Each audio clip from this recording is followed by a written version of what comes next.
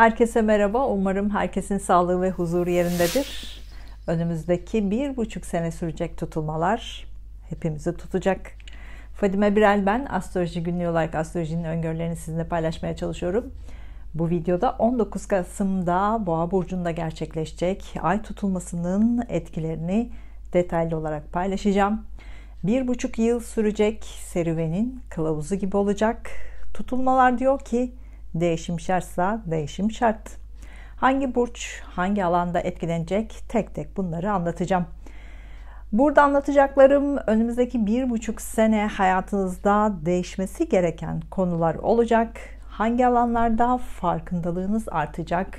Hangi alanlarda değişimler yaşamak zorunda kalacaksınız? Bunları anlatmaya çalışacağım. Transitteki kuzey ay düğümü ve güney ay düğümünün hayatınızı nasıl etkilediğini de anlayacaksınız. Kuzey ay düğümü ve güney ay düğümü sizin farkındalığınızı artırıp değişime zorlayacak. Ancak 1,5 sene sürecek olan süreçte değişim ne zaman yapacaksınız? Sizin haritanız ve oradaki açılar bunu ortaya çıkaracak.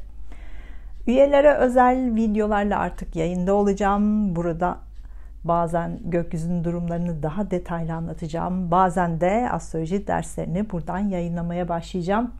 Böylece astrolojiyi pratik olarak anlamak isteyenler, kendi haritasını ve çevresindeki kişilerin haritasını da anlamak isteyenler detaylı olarak buradaki eğitimlerimden faydalanabilecekler. İlişkilerle ilgili, aşk ilişkileriyle ilgili, para kazanmayla ilgili detaylı videoları da yine üyeleri özel kısımda paylaşacağım. Tutulmalar insanın hayatında köklü ve 180 derece değişimleri yapacağımız zamanlardır. Özellikle transitteki Satürn ve Mars da desteklerse bu değişimleri hızla gerçekleşir. Uranüs desteklerse de aniden ve sürpriz halinde gerçekleşir. Hayatta bazen bırakmamız gereken konular olur, bitirmemiz gereken konular olur, geçmişte bırakmamız gereken konular olur. Kabul etsek de etmesek de bırakmak zorunda kalırız. Bazı burçlar bunu çabuk kabul eder. Bazıları ısrarla kabul etmez. Kabul edenler hayata hızla devam ederken kabul etmeyenler üzüntü, mutsuzluk, stres yaşayarak sağlığını tehlikeye dahi atabilir. Değişimi kabul etmemek bedenimize ve psikolojimize zarar verir. Bu nedenle hangi transitlerin hayatımızda hangi zamanlarda, hangi alanlarda değişimi mecbur bırakıyor? Bunları iyi bilmek lazım, iyi anlamak lazım. Haziran 2020'den beri tutulmalar Yay burcu ve İkizler burcu arasında gerçekleşti. Yay burcu ve İkizler burcu değişimi çabuk kabul eden burçlardır. Bu nedenle çok zorlanmadan değişimi kabul edip tamamladılar. Doğum haritasına göre hala anlamayanlar 4 Aralık'ta Yay burcunda gerçekleşecek güneş tutulmasıyla gerçekleşmesi gereken değişimler için son bir şans yakalayabilirsiniz. Yay burcu ve İkizler burcu olanlar hayatına 180 derece değişimleri yapmak zorunda kaldılar. Yapmayanlar kendilerini sıkışmış gibi hissettiler. Gerginlikte yaşamış olabilirler. Kuzey ay düğümü ve güney ay düğümü 9 senede bir aynı burçta aynı farklı yönde olur. 18 senede bir de aynı burçta ve aynı yönde olur. Bu nedenle 18 senede bir ve 9 senede bir hayatımızdaki değişimler aynı konular üzerinde gerçekleşir. Yani 18 sene öncesinde hangi konularda hayatımızda neler başladı, neler değişti, hangi alanlarda farkındalığımız arttı. Bunları iyi analiz ederseniz 19 Kasım'dan sonrasında daha iyi anlayabilirsiniz. Karşınıza çıkan konuları daha iyi algılayabilirsiniz. Hızlı çözümler üretebilirsiniz. Mayıs 2003 ve Kasım 2004 arasını iyi analiz ederseniz, Eylül 2012, Mart 2014 arasını iyi analiz ederseniz bu tarihler size Kasım 2021, Nisan 2023 arasındaki değişimlerle ilgili kılavuzluk yapacaktır. Özellikle doğum haritasında Uranüs Akrep burcu ise yani 22 Kasım 1974, 17 Kasım 1981 tarihleri arasında doğduysanız bu tutulmalardan ani olarak daha fazla etkileneceksiniz. 19 Kasım'dan sonraki tutulmalar özellikle sabit burçları daha fazla etkileyecek. Yani Akrep Burcu, Boğa Burcu, Kova Burcu ve Aslan Burcu'nu çok etkileyecek. Onlar sabit fikirlidir. Değişimi kolay kabul etmezler. Bu nedenle onların bazı şeylerin nedenini görmesi gerekiyor. Değişim daha kolay kabul edebilmeleri için. Tutulmalar kriz olarak karşımıza çıksa da aslında bir fırsattır. Bu krizleri fırsata çevirme sizin elinizdedir. Değişimleri kabullenmeniz zor olacak ama bu videoyu izledikten sonra farkındalığınız artacak. Karşınıza çıkanlara farklı gözle bakmaya başlayacaksınız belki de. 2022 yılı yaklaşıyor. Danışmanlıkla ilgili talepleriniz arttı.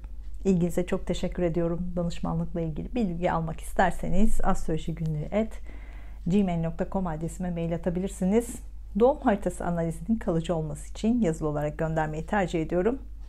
Videolardaki gibi de teknik terim kullanmıyorum. İstediğiniz dilde de doğum haritası analizi için mail atabilirsiniz. Şimdi önümüzdeki 1,5 sene sürecek Boğa Burcu ve Akrep Burcu aksındaki tutulmaların burçlara etkilerini paylaşacağım. Burçlara dair dakikaları aşağıda açıklamalar kısmında yazacağım. Dakikalara tıklayarak burçlarınıza daha hızlı ilerleyebilirsiniz.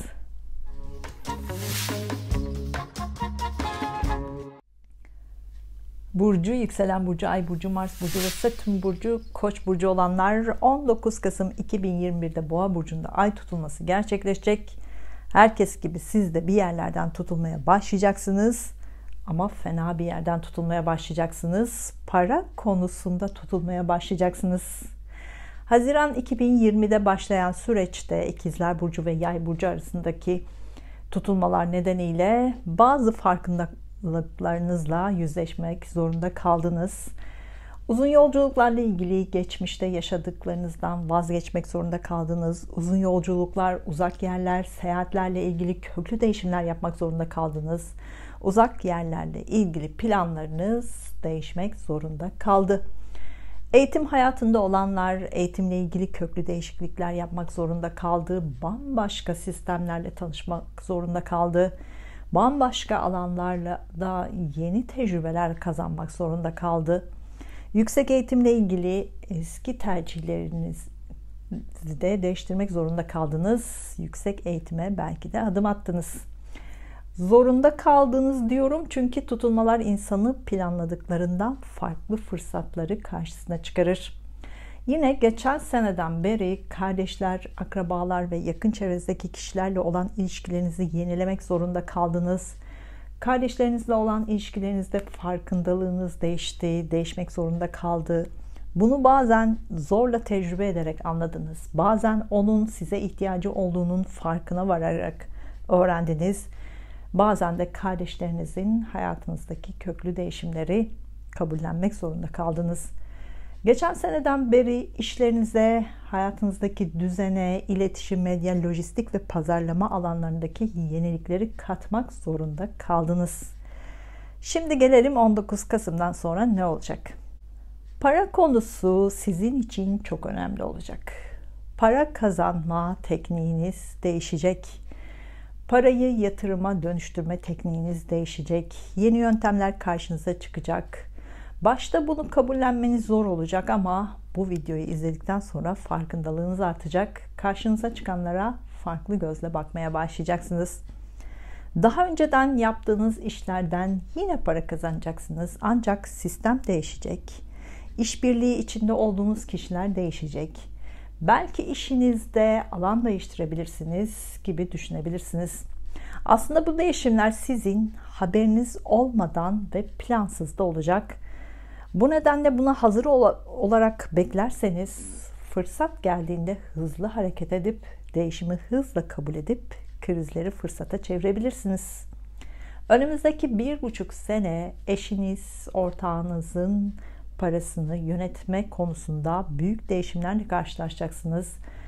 Daha önceden eşinizin, ortağınızın parasını yönetirken şimdi bundan vazgeçebilirsiniz. Daha önce böyle bir durum yoksa şimdi eşiniz veya ortağınızın parasını yönetmeye başlayabilirsiniz. Eşinizle veya ortağınızla aranızdaki para konusunda bazı gerginlikler yaşayabilirsiniz. Onlarla olan alacak verecek konusunda hukuksal süreçler uzayabilir. Nisan sonu Mayıs başında buna bazı çözümler üreteceksiniz. O zaman bu çözümleri kabul edeceksiniz, kabul etmelisiniz. Yoksa 2023 ortasına kadar uzayabilir. Başkalarının parasını yönetme konusunda değişimle karşılaşacaksınız. Bu ne olabilir? Mesela siz borsa uzmanısınız. Mesela siz mali müşavirsiniz. İşinizi değiştirebilirsiniz. Müşterilerinizi değiştirebilirsiniz. Müşterilerinizle vereceğiniz hizmetiniz sistemi değişebilir.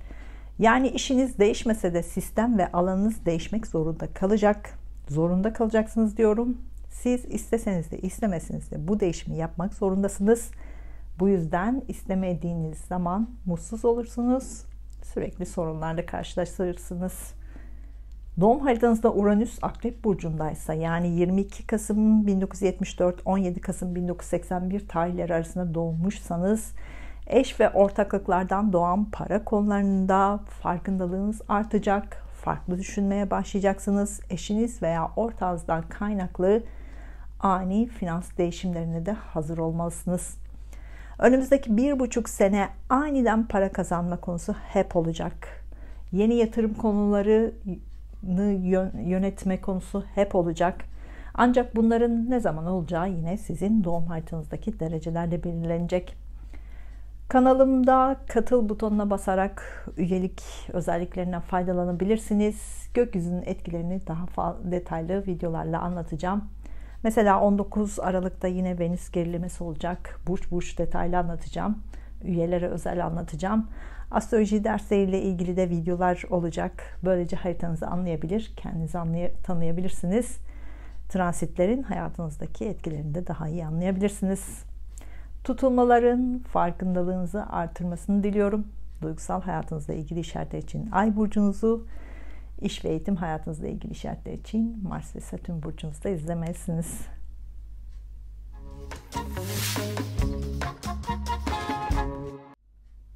Burcu, yükselen burcu, ay burcu, Mars burcu ve Satürn burcu, boğa burcu olanlar 19 Kasım 2021'de burcunuzda, yani boğa burcunda ay tutulması gerçekleşecek.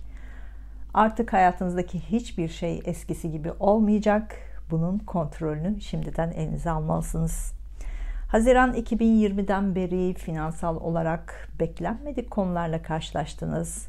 Siz para konusunda her zaman disiplinli, kararlı, ne istediğini bilen, para konusunda hedeflerine ulaşabilen birisiniz. Ama Haziran 2020'den sonra aniden para kazanma sisteminiz değişti. Ya işinizi değiştirmek zorunda kaldınız, ya finans konusunda ani adımlar attınız. Olumlu veya olumsuz durumlarla karşılaştınız. Finansal olarak değişimleri geç algıladıysanız kriz geçirip çözüm üretmek zor olmuştur. Ama erken algıladıysanız krizi fırsata çevirmiş olabilirsiniz. Eşinizin, ortağınızın veya çalıştığınız kişilerin finansları da sizi zorladı. Onların finans kaynaklarını yönetmekle de zorlandınız. Bu da sizi gergin yapmış olabilir. Başkalarının parasını yönetirken aldığınız riskler sizi zorlamış olabilir. Haziran 2021'den beri de para kazanma, para harcama konularındaki farkındalığınız daha da arttı. İnatçı olmanıza rağmen bunları görmeye başladınız. Eski sistemleri kullanmamanız gerektiğini anladınız. Eski alanları değiştirmek, yenilemek zorunda olduğunu anladınız. Yatırım yapma konusunda gökyüzü sizi hızlı adım atmaya zorladı. Ama siz inatçı ve yeniliklere direnen biri olarak bunu yapmadıysanız belki de bu yüzden fırsatları kaçırdınız. Aralık 2021'de yatırım konusunda kaçırdığınız fırsatlar tekrar karşınıza çıkacak. Bunu bilin, inat etmeyin. Krizleri fırsata çevirme şansınızı da kullanın. 19 Kasım 2021'de Boğa burcunda ay tutulması gerçekleşecek. Tutulmalar Akrep burcu ve Boğa burcu aksına geçecek. Yani tutulmalar sizi en çok ilişkilerde sınayacak. İş ilişkilerinizi, ortaklıklarınızı gözden geçireceksiniz. Ortaklarınız, birlikte çalıştığınız kişilerle ilgili farkındalığınız artacak. Bu farkındalıklar nedeniyle onlarla olan ilişkilerinizi değiştireceksiniz. İş arkadaşlarınız değişebilir, ortaklarınız değişebilir, başka işte çalışmaya başlayabilirsiniz. Hayır, ben bunları kabul etmiyorum derseniz hem mutsuz olursunuz hem de değişimin kontrolü sizin dışınızda olur. Sizin kontrolünüz dışındaki değişime mecbur kalırsınız. Bu mecburiyette yine sizi mutsuz edebilir. Siz en iyisi bu değişimleri kabul edin, inat etmeyin. 19 Kasım'dan sonra değişimi kabul etmiyorum, yenilenmeyi kabul etmiyorum, kabuk değiştirmeyi kabul etmiyorum deme lüksünüz yok maalesef. 19 Kasım'dan sonra eşinizle ilgili değişimlere de hazır olmalısınız. Eşinizin farklı yönlerini görmeye başlayacaksınız. Bu yönlerini kabul edip etmeme konusunda mücadele vermeye başlayacaksınız. Siz eş ve evlilik konusunda sabit düşünceli birisiniz, sadık birisiniz. Ancak gökyüzü bazen bu sadakati sınıyor olabilir. Şimdi o sınavlardan birini yaşayacaksınız. Büyük bir sınav halinde olacaksınız. Eşinizin farklı yönlerini görünce bunu kabul edip devam mı edeceksiniz yoksa kabul etmeyip ilişkinizi mi değiştireceksiniz? Şimdi bunu sorgulamaya başlayacağınız bir süreç olacak. Siz inatçı ve sabit fikirli olduğunuz için bunu önceden bilirseniz, karşılaşacağınız konulara hazır olursanız büyük sorun yaşamadan belki de hızlı çözümler üretebilirsiniz. Örnek verecek olursam eşinizin işiyle ilgili olsun, başka şehre taşınması belki gerekiyordur işle ilgili. Siz bunu kabul edip etmeme konusunda kararsız kalabilirsiniz. Bu nedenle ilişkinizi sorgulama süreci yaşayabilirsiniz. Bu örneği verdim ama farklı konularda da örneklendirebilirsiniz. Mesela eşinizle ilgili ani değişimler de olabilir. Bu bazen sizin kontrolünüzde olmayabilir. Özellikle doğum haritasında Uranüs Akrep Burcu varsa, yani 22 Kasım 1974, 7 Kasım 1981 tarihleri arasında doğmuşsanız eşinizle ilgili ani değişimlere de hazır olmalısınız. Başka şehre taşınma, başka ülkeye taşınma konuları da gündeminizde olacak. Bunu da bilmelisiniz. Şartlar sizi buna zorlarsa mutlaka değerlendirin, yoksa mutsuz olursunuz.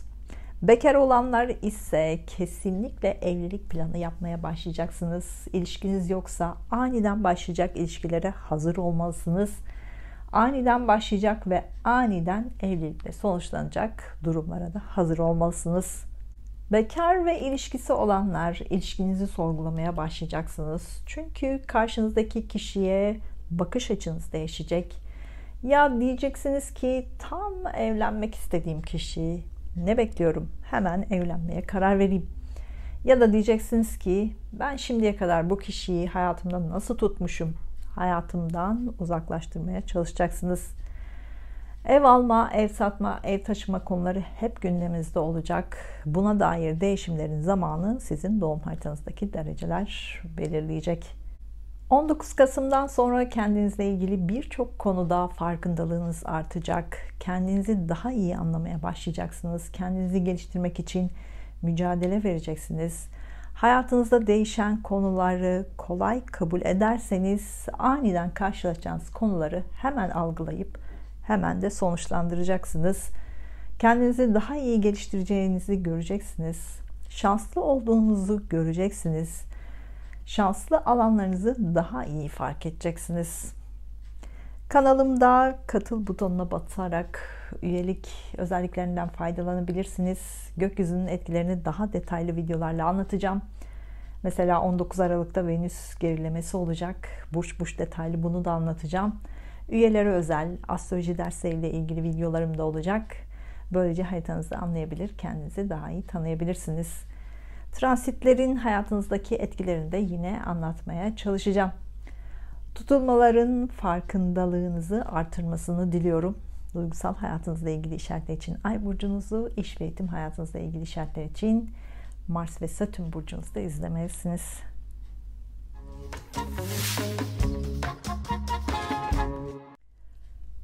Burcu, yükselen burcu, ay burcu, Mars burcu ve Satürn burcu, ikizler burcu olanlar 19 Kasım 2021'de Boğa burcunda ay tutulması gerçekleşecek.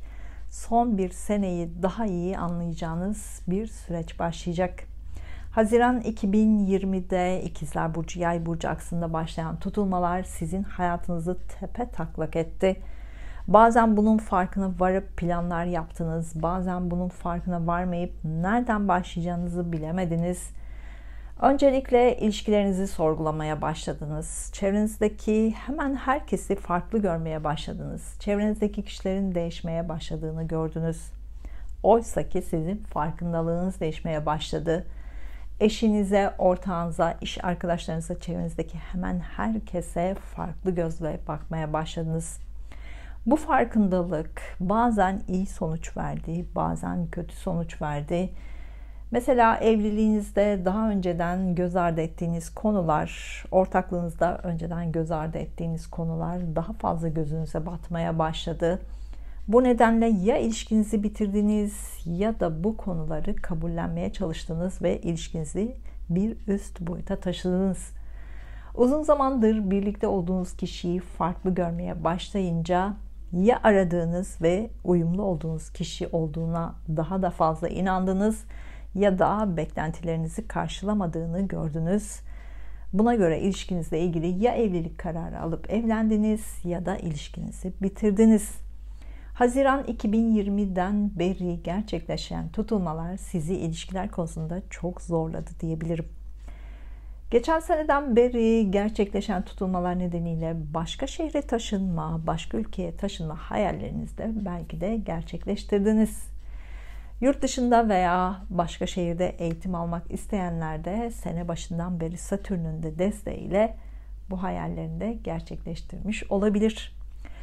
Bazıları hala bunların farkında değiller belki. Bazıları hala değişime direniyor olabilir. Direnenler de 4 Aralık'tan sonra daha fazla farkına varacaklar. Ya bilerek ya da bilmeden değişimi gerçekleştirmek zorunda kalacaklar. Tutulmalar insanın hayatında köklü ve 180 derece değişimleri yapacağı zamanları gösterir. Siz de geçen sene Haziran'dan beri değişimlerle karşılaştınız. Bazen kabul ederek, bazen de kabul etmeyerek. Şimdi değişimleri kendi içinizde muhakeme etmeye başlayacaksınız. Taşındığınız yere alışmaya başlayacaksınız. İlişkinizdeki süreci anlamaya ve alışmaya başlayacaksınız. Son bir senedir hayatınızdaki değişimleri psikolojik olarak algılamaya çalışacaksınız. Kabullenme sürecini yaşayacaksınız. 19 Kasım'da başlayacak tutulmayla birlikte psikolojiniz, içsel enerjiniz, kendinizle olan muhakeme sürecini tetikleyeceksiniz.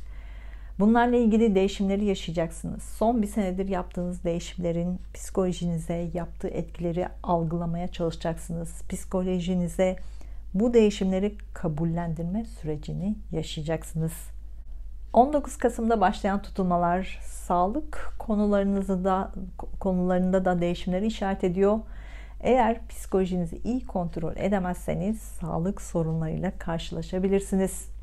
Kendi sağlığınızla ilgili farkındalığınız değişmeye başlayacak. Sağlığınızla ilgili gizli kalmış konular açığa çıkacak. Sorunlar biraz netleşebilir. Bunlara daha hızlı çözümler üretmeye de başlayacaksınız. Hem psikolojinizi hem sağlığınızı iyi ve sağlam tutmak için mistik konulara daha fazla yönelebilirsiniz. Sanatsal konulara daha fazla yönelebilirsiniz. İçinizdeki enerjiyi, içinizdeki cevherleri keşfederek daha fazla ortaya çıkartmaya çalışacaksınız. Eğer psikolojinizi iyi yönetebilirseniz küllerinizden yeniden doğacağınız bir süreç olacak. Eski sağlık konuları geride kalacak. Onlarla olan mücadelenizi geride bırakacaksınız. Kendi içinizdeki enerjiyle sağlığınıza farklı bir boyut katacaksınız. Sağlık konularına bakış açınız değişecek. Belki enerji konularına, sağlık alanında daha fazla yer vermeye başlayacaksınız. Enerjinizin sağlık üzerindeki etkisini keşfetmeye başlayacaksınız. Bunları da uygulamaya başlayacaksınız. Kendi içinizdeki cevherleri keşfetmeye başlayacaksınız. Kendi içinizdeki enerjiyi büyütmeye başlayacaksınız. Sanatı hayatınıza daha fazla katmaya başlayacaksınız. Kendi içinizdeki enerjiyi para kazanma fırsatlarına dönüştürebilirsiniz. Yaratıcı ve eğitici yanınızı daha fazla keşfedeceksiniz. Bu keşiflerinizden daha fazla faydalanmaya da başlayacaksınız. Maddi kaynaklarla manevi kaynaklar arasındaki farkı fark etmeye başlayacaksınız. Borç alacak, verecek konularının sadece maddi olmadığının farkına varacaksınız. Enerji alışverişinin maddi alışverişten daha önemli olduğunu anlamaya da başlayacaksınız. Bu bilinçler sizi siz yapacak. Siz olunca enerjinizi daha iyi kullanmaya başlayacaksınız. Daha başarılı olmaya da başlayacaksınız. Önemli olan da bunları yapacağınızın farkına varmalısınız. Böylece değişimleri daha kolay tamamlayabilirsiniz. Kanalımda katıl butonuna basarak üyelik özelliklerinden faydalanabilirsiniz. Gökyüzünün etkilerini daha detaylı videolarla anlatacağım. Mesela 19 Aralık'ta Venüs gerilemesi olacak. Burç detaylı anlatacağım. Üyelere özel astroloji dersiyle ilgili videolarda paylaşacağım. Böylece haritanızı anlayabilir, kendinizi tanıyabilirsiniz. Transitlerin hayatınızdaki etkilerini de daha iyi anlayabilirsiniz. Tutulmaların farkındalığınızı artırmasını diliyorum. Duygusal hayatınızla ilgili işaretler için Ay burcunuzu, iş ve eğitim hayatınızla ilgili işaretler için Mars ve Satürn burcunuzu izlemelisiniz.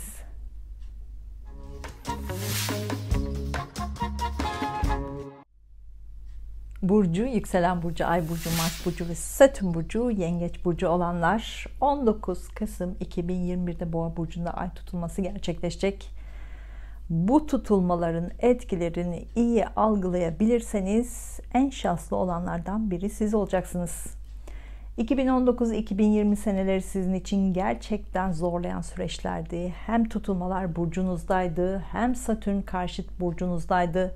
Mars'ın da burcunuzda olduğu zamanlar oldu. Bu nedenle hayatınız tepetaklak oldu. Siz geçmişe bağlısınız, geçmişi bırakmakta zorlanan birisiniz, değişimleri kabullenmekte zorlanan birisiniz ama gökyüzü sürekli değişimi tetikleyen enerjilerle dolu. Geçmişe bağlı olsanız da, bağımsızlıklarınızdan kurtulamasanız da, değişim şart olduğunda değişimi kabullenmek zorundasınız. Zaten geçen 2 sene bunu anladınız, umarım anladınız. Bırakmanız gerekenleri bırakmak zorunda kaldınız. Umarım bıraktınız. Hayatın kontrolü elinizde olsa da hayat hep aynı rutinde ilerleyecek gibi görünse de bazen sizin elinizde olmayan nedenlerle değişimler olur. Değişimleri kabullenmek hayatı hızlandırır. Psikolojik olarak yenilenmeye izin verir. Siz de değişimlere izin verin. Haziran 2020'de başlayan İkizler Burcu, Yay Burcu aksındaki tutulmalar 2019-2020 arasındaki yaşadıklarınızı daha iyi anlamanıza neden oldu. Kendi içinizde olan biteni sorgulamak zorunda kaldınız. İçsel bir yolculuk yaptınız. Kuzey Ay düğümünün İkizler Burcu'nda olması sizin kendi içsel enerjinizin daha fazla farkına varmanıza neden oldu. Kendinizle daha fazla konuşmaya başladınız. Konuştukça söylediklerinizden daha fazla şey öğrenmeye başladınız. Konuştukça sözleriniz daha aydınlatıcı olmaya başladı. Kendi enerjinizin farkına varmaya başladınız. Kendinizle yazışmaya başladınız, yazmaya başladınız. Yazdıklarınızdan daha fazla öğrenmeye başladınız. Yazdıklarınız içinizdeki enerjinin dışa vurmasına neden oldu. Yazdıklarınızda kendinizi daha fazla fark etmeye başladınız. Umarım başladınız. Hala geç kalmış da değilsiniz. Kendi enerjinizi keşfedin. Kendi içinizdeki değişimi bir an önce algılayın. Kendinize olan güveniniz, kendinize olan sevginiz bir an önce algılayın. Kendi içinizdeki değişimi kabullenin. Yetersizlik hissinden kurtulun. Evren bunun için size sürekli işaretler gönderiyor. Yüreğinizi değişimlere, işaretlere açık tutun. Sizin geçmişten kopacak korkunuz var. Daima güvenli alanda kalma isteğiniz var. Değişim her zaman geçmişten kopmak değildir. Bazen olduğunuz yerde de değişimi gerçekleştirebilirsiniz. Haziran 2020'den beri yaptığınız gibi mesela kendi içinizdeki değişimleri yapmak zorunda kaldığınız gibi. Haziran 2020'den beri eğer psikolojinizi, kendi içsel yolculuğunuzu anladınız, algıladınız ve değişimi kabul ettiyseniz beden sağlığınızla ilgili de geçmişte yaşadıklarınızdan kurtulmanız daha kolay olmaya başladı. Bedensel sağlığınızla ilgili farkındalığınız da değişti. Bedeninizin kıymetini daha iyi anlamaya başladınız. Sağlık konularını abartmamanız gerektiğini daha iyi anladınız. Sağlıkla ilgili geçmişte yaşadıklarınızdan belki de kurtulmaya başladınız. Eğer hala bunları anlamadıysanız henüz geç değil. 4 Aralık'tan sonra da bunları anlamaya devam edeceksiniz. 19 Kasım'da başlayacak tutulmalarla sizi önce aşk ve cinsellik konusunda farkındalıklarla sınanacaksınız. Aşk ve cinsellik konusundaki eski fikirleriniz değişecek. Aşka ve cinselliğe dair gizemli durumlarınız daha açık hale gelecek.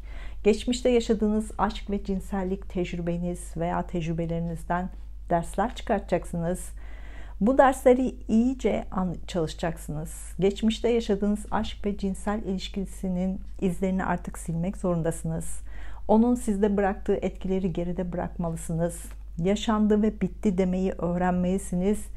Geri gelmesini beklemeyi bırakmalısınız. Geri gelmesi için dualar etmeyi bırakmalısınız. Belki tekrar geri gelebilir ama siz bu düşünceden arınmadan o geri gelmeyecektir. Gitmesi gerektiği konuları, neden gittiğini iyi anlamalısınız, iyi algılamalısınız. Bunlardan ders çıkartmalısınız. Çünkü geri geldiğinde neden o zaman onları yaptın dememelisiniz. O zaman ki yaşananları tekrar gündeme getirecekseniz geldiğinde tekrar gidecektir. 19 Kasım'da başlayacak tutulmalarla çocuk konusunda fikirleriniz değişecek. Çocuk konusunda farkındalığınız değişecek. Çocuklarınızın gizlediği konular açığa çıkabilir. Çocuklarla ilgili kendi içinizde çözemediğiniz konular açığa çıkabilir. Çocuk konusunda bakış açınız değişebilir. Önceden 5 çocuk yapmayı planlıyordunuz. Şimdi bir çocukla yetineceksiniz. Önceden çocuk yapma fikriniz yoksa şimdi belki de çocuk yapma fikriniz gelişebilir. Çocuklara karşı ilgi alanınız değişecek. Çocuklarla ilgili korkularınızı değiştireceksiniz. Çocuklar sizi eğitmeye başlayacak. İçsel yolculuğunuzun gelişmesine yardım olacaklar. Çoğu zaman bu eğitimlerden yorulacaksınız. Çocukların size gösterdiklerini görmeye başlarsanız zorluk değil, kolaylıklarla karşılaşacaksınız. Çocuklar konusunda bırakmanız gerekenleri bırakmanız gerekecek. Son 9 senedir çocuklarla ilgili yaşadıklarınızı düşüneceksiniz. Çocuklarla ilgili konularda yaşadıklarınızı sorgulayacaksınız. Bırakmanız gereken konuları bulacaksınız, bırakmak zorunda kalacaksınız. Çocuklarla ilgili konularda bilinçsizce daha fazla para harcamaya da başlayabilirsiniz. Buna da dikkat etmelisiniz. Bu tutulma sürecinde belki çocukluk yıllarınıza daha fazla gideceksiniz. Orada sizi rahatsız eden konulara odaklanacaksınız. O konuyu artık çözmeniz gereken zamanları yaşayacaksınız. Yaşamalısınız. Bu size iyi gelecektir, sizi yenileyecektir.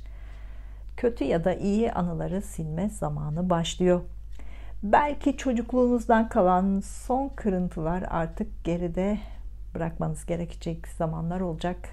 Siz geçmişine bağlı birisiniz ama bu durum karşınıza çıktığında bunu yapmak zorunda kalacaksınız. Duygusal olarak belki sizi zorlayacak ama yapmak zorunda kalacaksınız. Çocuklarla ilgili de konularda belki yatırım yapma fırsatlarını da bulabilirsiniz. Çocuklar sizi harekete geçirecekler. Uyanmanız için size işaretler gösterecekler. Bunları da iyi görmelisiniz. Siz kendi halinde olmayı seven birisiniz. Kendi içinizde, kendi çevrenizde yaşamayı seven birisiniz. Çok fazla kalabalık içinde olmayı sevmezsiniz. Gizlenmeyi, gizemli olmayı da seversiniz. Ama son 2 senedir kalabalıklar içinde olmaya başladınız. Sosyal çevrede daha göz önünde olmaya başladınız. Sosyal mecraları daha fazla kullanmaya başladınız. Teknolojiyi öğrenmeye başladınız, keşfetmeye başladınız. Bunun da size özgürlük kattığını görmeye başladınız. Tutulmalarla birlikte sahnelerde daha fazla rol almaya başlayacaksınız. Daha fazla göz önünde olmaya başlayacaksınız. Sosyal projelerde daha fazla yer almaya başlayacaksınız. Sosyal mecralarda daha fazla yer almaya başlayacaksınız. Mesela hemen bir kanal kurabilirsiniz. Bunu erken algılarsanız bundan daha fazla fayda sağlayabilirsiniz. Sosyal mecralarla ilgili yeni projeler üreteceksiniz. Sosyal mecralara bakış açınız değişecek, farkındalığınız artacak. Teknolojik alet ve sistemlere karşı farkındalığınız artacak. Yenilikleri daha çabuk kabulleneceksiniz. Umarım bunları yapabilirsiniz. Çünkü siz eski sistemleri bırakamıyorsunuz ama belki bu söylediklerimden sonra farkındalığınız daha erken olabilir. Evrenin bu konularda size göndereceği işaretleri görmek için farkındalığınızı özgür bırakmalısınız. Sahnelerle ilgili, sosyal mecralara karşı, topluluk önünde olmayla ilgili eski düşüncelerinizi yıkmak zorundasınız.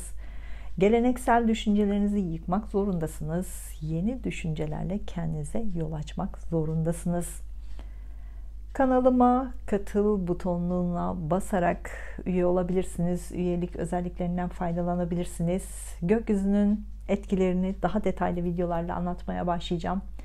Mesela 19 Aralık'ta Venüs gerilemesi olacak. Burç burç detaylı anlatacağım. Üyelere özel astroloji dersleriyle de ilgili videolar hazırlayacağım. Böylece haritanızı anlayabilir, kendinizi de tanıyabilirsiniz. Transitlerin hayatınızdaki etkilerini de daha iyi anlayabilirsiniz. Tutulmaların farkındalığınızı artırmasını diliyorum. Duygusal hayatınızla ilgili işaretler için Ay burcunuzu, iş ve eğitim hayatınızla ilgili işaretler için Mars ve Satürn burcunuzda izlemelisiniz.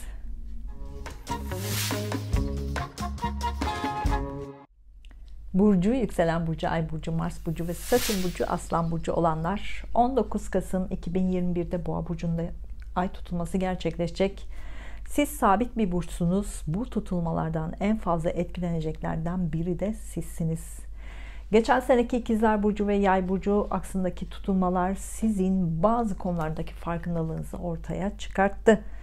Haziran 2020'den beri sosyal çevrelerle ilgili farkındalığınız değişti. Sosyal çevrenizi, arkadaş çevrenizi değiştirmeye başladınız. Yeni arkadaşlar edinmeye başladınız. Okuyan, yazan, kendini geliştirmiş kişilerle arkadaş olmaya başladınız. Onlarla birlikte siz de kendinizi geliştirmeye başladınız. Sosyal mecralarda olan farkındalığınız değişti. Sosyal mecralara bakış açınız değişti. Siz inat etseniz de değiştiğini fark edeceksiniz. Sosyal mecraların sizi daha fazla geliştirdiğini anlamaya başlayacaksınız. Geçen seneden beri devam eden tutulmalar aşk ve cinsellik konusunda size farkındalık katmaya başladı. Aşka ve cinselliğe karşı bakış açınız değişti. Geçmişteki aşk ve cinsellik ilişkinizi veya ilişkilerinizi muhakeme etme sürecini yaşadınız. Geçmişteki aşk ve cinsellik yaşantınızın, geçmişteki aşk ve cinsellikle ilgili beklentilerinizin, geçmişteki aşk ve cinselliğe olan tutkunuzun değiştiğini görmeye başladınız. Bunlar değişti, değişmek zorunda kaldı.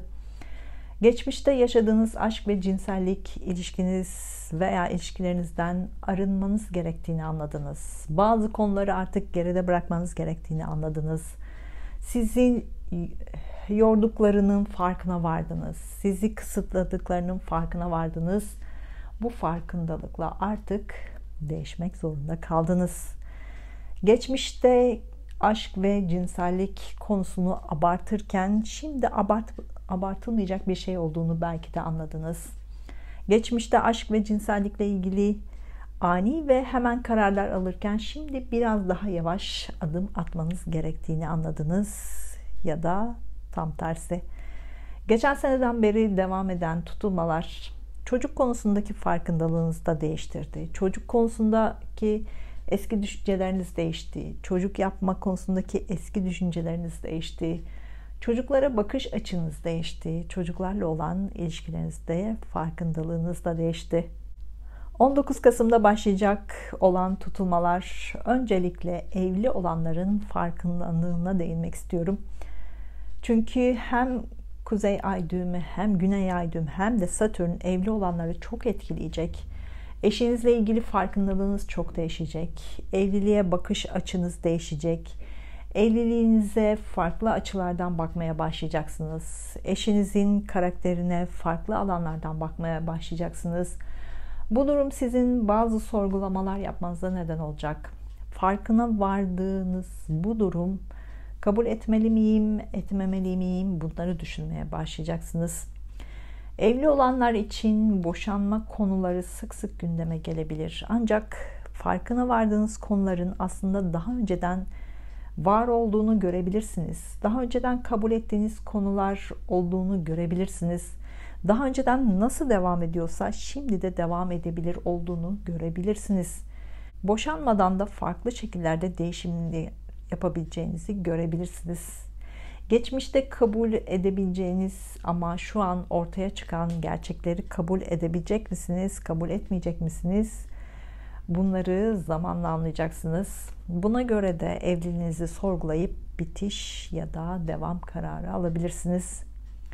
Bekar olanlar için evlilik fikri daha fazla gündeme gelecek.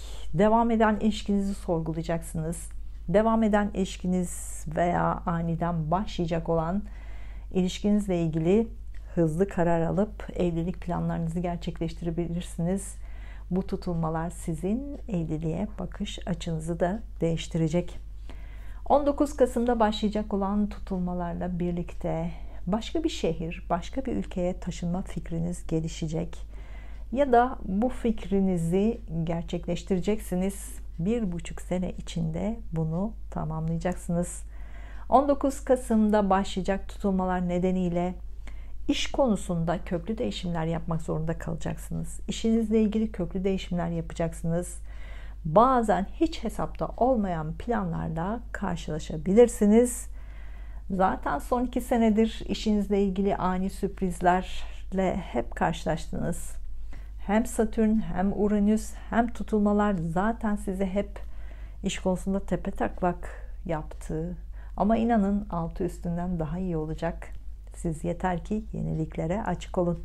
Siz sabit fikirli olduğunuz için Kasım ayındaki gelişmeleri iyi analiz etmelisiniz. Hemen kabul etmeniz belki zor olacak. Algılama ve değişimi kabul etme konusunda Nisan sonuna kadar vaktiniz olacak ama değişimi ertelerseniz mutsuz olabilirsiniz. İşinizde kesinlikle teknolojik alet ve sistemleri işinize katmalısınız. Bu da işinize katacağınız yenilik olacak.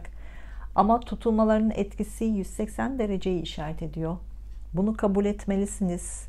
Çok farklı bir sektör, çok farklı bir alan, farklı bir şehir, farklı bir ülkede yapmaya başlayabilirsiniz işlerinizi. İş ve kariyer konusunda kendinizi geliştireceksiniz.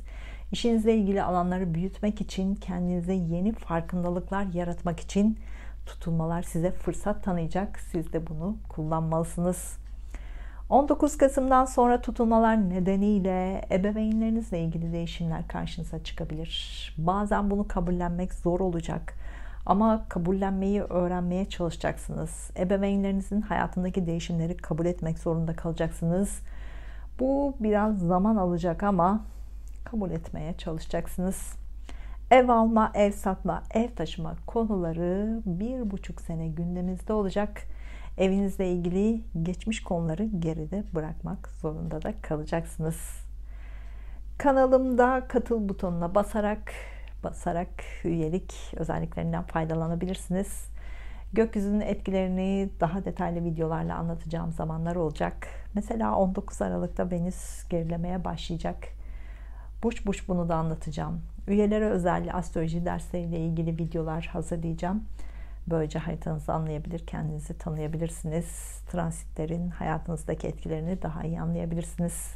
Tutulmaların farkındalığınızı artırmasını diliyorum. Duygusal hayatınızla ilgili işaretler için Ay burcunuzu, iş ve eğitim hayatınızla ilgili işaretler için Mars ve Satürn burcunuzu da izlemelisiniz.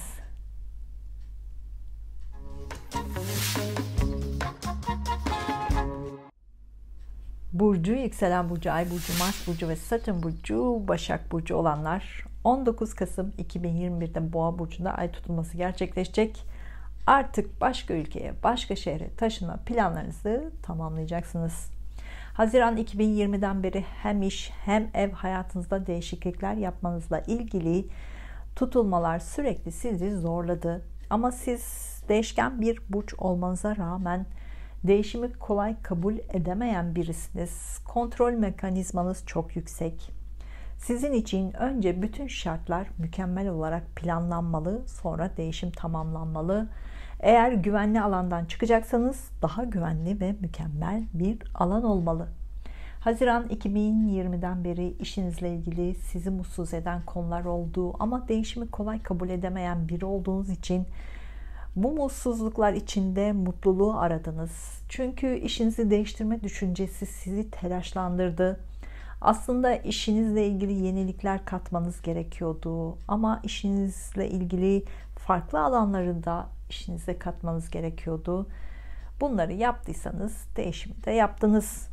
Haziran 2020'den beri evliliğinizi sürekli sorguladınız. Eşinizin farklı özelliklerini keşfetmeye başladınız. Onun hayatınızdaki değişimlerini kabul edip etmeme konularını düşünmeye başladınız. Ama evlilik konusunda güvenli alanı terk etme korkusu olduğu için eşinizle olan ilişkinizdeki farkındalıklarınızı kabul etmek zorunda kaldınız. Bu belki sizi mutsuz yaptı, belki psikolojinizi bozdu. Ama başka bir güvenli alan oluşturmadan evliliğinizle ilgili köklü sonuçlar alamazsınız. Bunu bildiğiniz için mutsuzluk içinde belki de mutluluğu olacağınız alanları mantığınızla kendinize kabul ettirmeye çalışıyorsunuz. Ama alternatif olursa da değişimi kabul etmek kolay olacak. Evlilikte verici ve beklentisiz yanınızı da biraz eğitmeye başladınız. Umarım başladınız. Yani çok verici davranarak sürekli bu vericiliğin karşılığını bekliyorsunuz. Bu hem sizi yoruyor hem evliliğinizi yorar. Bunun artık farkına varmalısınız. Evli olmayanlar, evlilik konusunda yeni düşünceleriniz oldu. Evlilik hakkında farkındalığınız değişmeye başladı. Evliliği farklı açılarla değerlendirmeye başladınız. Evliliğe bakış açınız değişti. İlişkiniz varsa artık evlilik planlarını yapmaya başladınız. İlişkiniz yoksa evliliğe sıcak bakmaya başladığınız için algılarınız farklı çalışmaya başladı. Aralık ayı için evlilik organizasyonlarınızı yapabilirsiniz. 4 Aralık'tan sonra yeni bir hayata başlayacaksınız. Haziran 2020'den beri ebeveynlerinizle ilgili sorunlarla karşılaştınız. Ebeveynlerinizle olan ilişkilerinizde değişimler gerçekleşti. Bunu kabullenme sürecini yaşadınız. Aralığa kadar da bu süreci fazlasıyla yaşayacaksınız. Aralıktan sonra ebeveynlerinizle ilişkinizde yeni bir süreç başlayacak. Ebeveynlerinizle ilgili konular geride kalmak zorunda kalacak. 4 Aralık 2021'den sonra ebeveynlerinizle ilgili konuları kabullenmeye başlayacaksınız. 19 Kasım 2021'den sonra da kardeşlerinizle olan ilişkinizi sorgulamaya başlayacaksınız. Kardeşlerinize karşı bakış açınız değişmeye başlayacak. Onların farklı özelliklerini görmeye başlayacaksınız. Bu özellikleri kabul edip etmeme konusundaki düşünceleriniz olacak. Kardeşlerinizin sizden uzaklaştığını görebilirsiniz. Bunu da kabullenme sürecini yaşayacaksınız. Belki de yeni kardeşleriniz olabilir. Uzun zamandır görüşmediğiniz kardeşlerinizle ilişkilerinizde tekrar gözden geçireceksiniz. Yeniden görüşmeye de başlayabilirsiniz. Kardeşlerinizle olan ilişkileriniz artık eskisi gibi olmayacak. Bunu da kabullenmeye başlayacaksınız. Akraba ilişkilerinizi yeniden gözden geçirmeye başlayacaksınız. Akrabalarınızla ilişkilerinizde değişimler olacak, olmak zorunda kalacak. Onlarla ilişkilerinizde değişimler yaşayacaksınız. Bunları da kabullenmeye çalışacaksınız. Bazı zamanlar akraba ilişkileriniz sizi sınırlayacak, kısıtlandığınızı düşüneceksiniz. Bunu size düşündüren akrabalarınızdan uzaklaşmalısınız. Onlarla ilişkilerinizi geride bırakmalısınız. Belki de bırakmak zorunda kalacaksınız. Eski akrabalarınızla olan ilişkilerinizi sorgulayacaksınız. Yeni akrabalarınız olacak. Onlarla ilişkilerinizi de geliştireceksiniz. 19 Kasım 2021'den sonra yeni komşular edineceksiniz. Yakın çevrenizdeki kişilerin hayatınızda onların hayatında değişimler olacak. Eskiler hayatınızdan gidebilir. Yeniler size yeni bir şeyler öğretmek için hayatınıza katılacaklar. Bu öğretilere dikkat edin. kendinizi geliştireceksiniz. Özellikle mistik konular, sezgilerle ilgili konular, bilinmezliklerle ilgili konularda size bir şeyler öğretebilirler. 19 Kasım 2021'den sonra yurt dışı veya şehir dışında yaşamaya başlayabilirsiniz. Farklı yerleri gezmeye başlayabilirsiniz. Daha önce hiç gitmediğiniz ülkelere, şehirlere gidebilirsiniz. Çok farklı kişilerle tanışıp arkadaş olabilirsiniz. Onlardan yeni şeyler öğrenip farkındalığınızı geliştirebilirsiniz. Yabancı ülkeler konusunda, uzun yolculuklar konusunda kendinizi geliştireceksiniz, yenileyeceksiniz. Kendinize yeni farkındalıklar katacaksınız. Bu alanlar size çok şey öğretecek. Uzun yolculuklarda, başka diyarlarda kendinizi keşfedeceksiniz. 19 Kasım 2021'den sonra eğitim hayatınız değişecek. Eğitim aldığınız alanı değiştirebilirsiniz. Bir üst seviyeye geçebilirsiniz. Yüksek eğitimle ilgili yeni başlangıçlar yapabilirsiniz. Bu konuda şanslı bir sene olacak. Farklı kültürlerle ilgili yeni şeyler öğreneceksiniz. Farklı diller öğrenmeye başlayabilirsiniz. Ancak bir alanda eğitim almaya başlayıp sonra farklı bir alana geçişte yapabilirsiniz. 19 Kasım 2021'den sonra araba alım satımıyla ilgili konular karşınıza çıkacak. Eski arabanızı yenisiyle değiştirebilirsiniz. Kanalımda katıl butonuna basarak üyelik özelliklerinden faydalanabilirsiniz. Gökyüzünün etkilerini daha detaylı videolarla anlatacağım. Mesela 19 Aralık'ta Venüs gerilemesi başlayacak. Burç burç detaylı bunu da anlatacağım. Üyelere özel kısımda paylaşacağım. Astroloji ile ilgili dersler de yapıp yine bu videoları da paylaşacağım. Tutulmaların farkındalığınızı artırmasını diliyorum. Duygusal hayatınızla ilgili işaretler için Ay burcunuzu, iş ve eğitim hayatınızla ilgili işaretler için Mars ve Satürn burcunuzu da izlemelisiniz.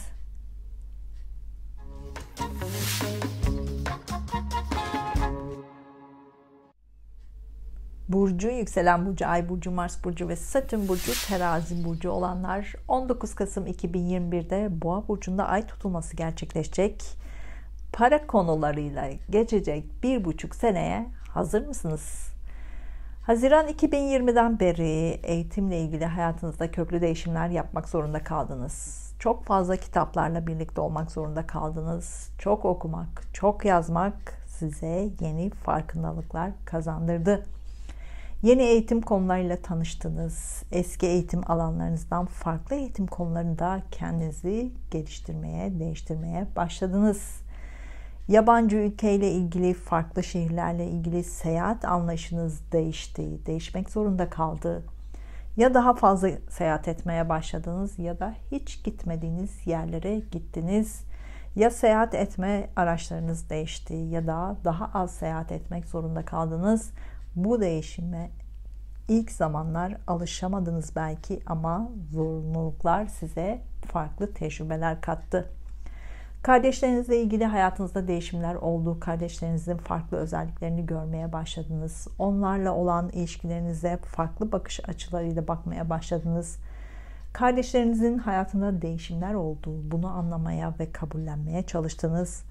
Kardeşlerinizin hayatınızdan gittiğine de şahit oldunuz. Bunu da kabullenmeye çalıştınız. Akrabalarınızla olan ilişkileriniz değişti, onlara karşı davranışlarınız değişti, onları farklı görmeye başladınız, onlarla bakış açınız değişti, iletişiminiz değişti, eski akrabalarınız belki de eskide kaldı. Yakın çevrenizdeki kişiler değişti, komşu ilişkileriniz değişti, değişmek zorunda kaldı, bunları kabullenmek zorunda kaldınız. İletişim, medya, lojistik, pazarlama alanlarıyla ilgili eski düşünceleriniz değişti, eski sistemleriniz değişti, değişmek zorunda kaldı. Bu değişimlerden çok şey öğrendiniz. 19 Kasım'dan sonra finans konularıyla, para konularıyla ilgileneceksiniz. Para kazanmayla ilgili yeni fikirler geliştireceksiniz. Karşınıza yeni seçenekler çıkacak. Eski para kazanma yöntemlerinizi değiştirmek zorunda kalacaksınız. Yoksa kendinizi sıkışmış hissedeceksiniz, daralmış hissedebilirsiniz. Paraya karşı bakış açınız değişecek. Daha azla yetineceğinizi anlayabilirsiniz. Daha fazlasını istediğinizi fark edebilirsiniz. Daha fazlasını kazanacağınızı anlayabilirsiniz. Farklı işlerden para kazanabileceğinizi göreceksiniz. Mistik konulardan para kazanmaya başlayabilirsiniz. Yeraltı kaynakları ile ilgili para kazanmaya başlayabilirsiniz. Gizli gizemli konulardan daha fazla para kazanmaya başlayabilirsiniz. Borsayla ilginiz artabilir. Borsayla ilgilendiğinizde farkındalığınız değişebilir. Para kazanma şekliniz değişecek. Alanınız değişecek. Farkındalığınız değişecek. 19 Kasım'dan sonra eşinizin, ortağınızın veya başka kişilerin finans konularıyla daha fazla ilgilenmek zorunda kalacaksınız. Mesela borsayla ilgileniyorsanız başkalarının parasını yönetmeye başlayabilirsiniz. Muhasebeyle ilgileniyorsanız bu işte alan değiştirebilirsiniz. Yatırım fikirlerinizde kendinizi geliştireceksiniz. Yeni yatırım fikirleriyle tanışacaksınız. Bunların size şans getirdiğini göreceksiniz. Ancak bazen bu konuların riskli olduğunu da görebilirsiniz. Doğum haritanıza göre hangi zamanlarda şans, hangi zamanlarda risk, bunları anlayabilirsiniz.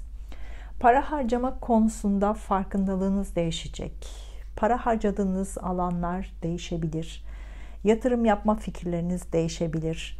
Farklı alanlarda farklı yatırımlar yapmaya başlayabilirsiniz. Ancak bu konuda ani değişimler hep olacak. Buna da hazır olmalısınız. Yemek, estetik ve güzellik, gayrimenkul alanlarıyla ilgili yeni fikirler geliştirebilirsiniz. Bu yeni fikirlerle kendinize farkındalık katabilirsiniz. Bu farkındalık size yeni yatırım ve para kazanma fırsatlarınızı da karşınıza çıkartabilir. Ölüm ve ötesiyle ilgilenmeye başlayabilirsiniz. Mistik konularla ilgilenebilirsiniz. Bu konularda araştırmalar yapabilirsiniz. Bu konularda daha pratik düşünceler içinde olacaksınız. Bu konulardan para kazanabilirsiniz. Nasıl bilmiyorum ama karşınıza böyle bir konu geldiğinde farkına varabilirseniz daha iyi anlayacaksınız. Mistik konularla, bilimle, teknolojiyle, sosyal mecralarla ilgilenen eşiniz veya ortağınız varsa onların parasını yönetebilirsiniz. Bu konuda kendinize yenilikler katabilirsiniz. Farkındalığınız değişebilir. Lüks için, gösteriş için, yemek için, giyim kuşam için, para harcama konularında kendinizde değişimler yapacaksınız. Daha azla yetinmeye başlayacaksınız. Daha azla daha fazla gösteriş yapabileceksiniz. Daha azla finansınızı daha da geliştireceğinizi anlayacaksınız. Daha azla yeni yatırım konularında başarılı olacağınızı da göreceksiniz. Kısacası para kazanma, para harcama, yatırım yapma konularında farkındalığınız artacak. Değişik fikirlere açık olmalısınız. Geçmişteki fikirlerinizi değiştirmek zorundasınız. Kanalımda katıl butonuna basarak üyelik özelliklerinden faydalanabilirsiniz. Gökyüzünün etkilerini daha detaylı videolarla anlatacağım. Mesela 19 Aralık'ta Venüs gerilemesi olacak. Burç burç detaylı bunu da anlatacağım. Üyelere özel astroloji dersleriyle ilgili videolar da olacak. Böylece haritanızı anlayabilir, kendinizi tanıyabilir, transitlerin hayatınızdaki etkilerini de daha iyi anlayabilirsiniz. Tutulmaların farkındalığınızı artırmasını diliyorum. Duygusal hayatınızla ilgili işaretler için Ay burcunuzu, iş ve eğitim hayatınızla ilgili işaretler için Mars ve Satürn burcunuzda izlemelisiniz.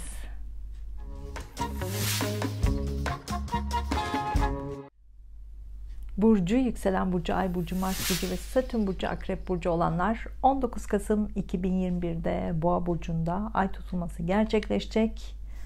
Hayatınızdaki bütün alanlarda farkındalığınız değişecek. Haziran 2020'den beri finansla ilgili farkındalığınız değişti. Geçmişteki para kazanma şekliniz değişmek zorunda kaldı. Para kazanma konusuna yenilikler katmak zorunda kaldınız. Yeniliklere hayatınıza katmak zorunda kaldınız. Bazen bu konuda hızlı adımlar attınız, şanslı oldunuz. Bazen hızlı adımlardan pişman oldunuz, sorunlarla karşılaştınız. Borç alacak konusuyla uğraşmak zorunda kaldınız. Eşinizin, ortağınızın parasıyla ilgili değişimler yaşadınız. Eşinizin, ortağınızın borçlarıyla ilgilenmek zorunda kaldınız. Beklenmedik durumlarla karşılaştınız. Bu durumları kabullenmek zorunda kaldınız. Haziran 2020'den beri yeni yatırım konularıyla ilgilendiniz. Eski yatırım fikirleriniz değişti. Yatırım alanlarınız değiştirdiniz. Farklı alanlarda yatırım yapmaya başladınız. 4 Aralık 2021 ilk haftasında bunları daha net göreceksiniz. Yatırım yapma konularında kendinizi daha fazla eğittiniz. Bu eğitimler size yeni pencereler açtı, yeni fikirler açtı. Umarım bunları görmeye başladınız. 19 Kasım'da Boğa burcunda ay tutulması gerçekleşecek. Boğa burcu ve Akrep burcu aksında gerçekleşecek tutulmalar başlayacak. 1,5 sene sizin hayatınızdaki köklü değişimler yapmanıza da bunlar neden olacak. Güney ay düğümü burcunuzda, yani Akrep burcunda olacağı için geçmişteki birçok konuyu geride bırakmanız gerekecek. Bunu bir fırsat olarak görmelisiniz. Size ayak bağı olan konuları iyi analiz etmelisiniz. Bu ayak bağlarından kurtulmalısınız. Siz sabit fikirli birisiniz. Evlilik konusunda sorunlar olsa dahi bırakmayan, sabreden, sonuna kadar direnen birisiniz. Sorunlara başka yönlerden bakıp çözüm üretebilen birisiniz. Ancak siz pire için yorgan yakan da birisiniz. Sabredemeyecek sorunlarla karşılaşınca ilişkiyi bırakmak zorundaysanız bırakırsınız, ama kendi içinizde yaşamaya devam edersiniz. Çünkü aşk ve sevgi konusunda biraz saplantılı birisiniz. 19 Kasım'dan sonra 1,5 senelik süreçte evliliğinizi sorgulayacaksınız. Eşinizle ilgili beklenmedik konularla karşılaşabilirsiniz. Mesela eşinizin işi değişebilir. Mesela eşiniz farklı ülkeye, farklı şehre taşınalım diyebilir. Bunlara benzer veya farklı beklenmedik değişimlerle karşılaşabilirsiniz. Eşinizin hayatındaki değişimleri kabul edecek misiniz, etmeyecek misiniz? Bunları sürekli düşüneceksiniz. 19 Kasım'dan sonra evlilik planı olanlar organizasyonlarını yapacaklar. Eski yaşantıları sona erecek, yeni bir hayata başlayacaklar. Evlilik planı olmayanlar aniden gelişecek durumlara da hazır olmalısınız.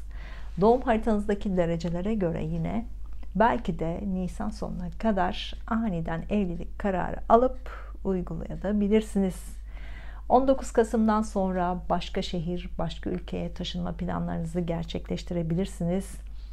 Hiç hesapta olmayan konular karşınıza çıkabilir. Bu konularda ani ve beklenmedik kararlar da alabilirsiniz. Ev alma, ev satma, ev taşıma ile ilgili de ani kararlarla karşılaşabilirsiniz. Gayrimenkul alanında yatırım konuları karşınıza çıkabilir. Çok farklı yerlerde, çok farklı ve modern bir ev söz konusu olabilir. Klasik ev fikriniz değişecek. Modern ev sistemine geçiş yapabilirsiniz. Ortaklık konularıyla ilgili artık köklü değişimler yapacaksınız. Eski ortaklıklar bitebilir ya da ortaklık konularında yeni bir yön vermeniz gerekebilir. Ortaklıkla ilgili 180 derece değişimler yapabilirsiniz. Yeni ortaklık konuları da gündeme gelebilir. Bütün hayatınızla ilgili geçmişi geçmişte bırakmanız gerektiğini anlayacaksınız. Geçmişte yaşanmış iyi kötü şeylerin size bir şeyler kattığını daha iyi anlayacaksınız. Hayata bakış açınız değişecek. Farkındalığınız artacak. Eskilerin geride kaldığını anlayınca da yeniliklere daha kolay yer açacaksınız. Siz sabit fikirlisiniz, güvenli alanı seversiniz, değişimleri kolay kabullenmezsiniz. Geçmişten kopmak size zor gelir, ancak bazen bırakmak insanı özgür yapar. Bazen bırakmak ayak bağlarından kurtuluş olur. Bazen bırakmak önüne bakmak için fırsat olur. İşte sizin için bu süreç böyle bir süreç olacak. Geçmişte sizi üzen ve ayak bağı olan şeyleri düşünün. Bunları geride bırakmaya çalışın. Bunlardan arınmaya çalışın. Geçmişle kader bağlarınızı kopartırken sevgi bağları kalacak. Ancak kadersel bağlantıyı koparmak zorunda kalacaksınız. Yeni ortağınız, yeni eşiniz, yeni ilişkiniz sizin genişlemenize de fayda sağlayacak. Size şans getirecek. sizin huzurlu olmanıza neden olacak huzurlu ve uyumlu bir ilişki bulacaksınız. Bunları da görmeye çalışmalısınız. Kanalımda katıl butonuna basarak üyelik özelliklerinden faydalanabilirsiniz. Gökyüzünün etkilerini daha fazla videolarla anlatmaya çalışacağım. Mesela 19 Aralık'ta Venüs gerilemesi olacak. Burç burç detaylı bunu da anlatacağım. Üyelere özel astroloji dersleriyle ilgili videolar da olacak. Böylece haritanızı anlayabilir, kendinizi tanıyabilirsiniz. Transitlerin hayatınızdaki etkilerini daha iyi anlayabilirsiniz. Tutulmaların farkındalığınızı artırmasını diliyorum. Duygusal hayatınızla ilgili işaretler için Ay burcunuzu, iş ve eğitim hayatınızla ilgili işaretler için Mars ve Satürn burcunuzda izlemelisiniz.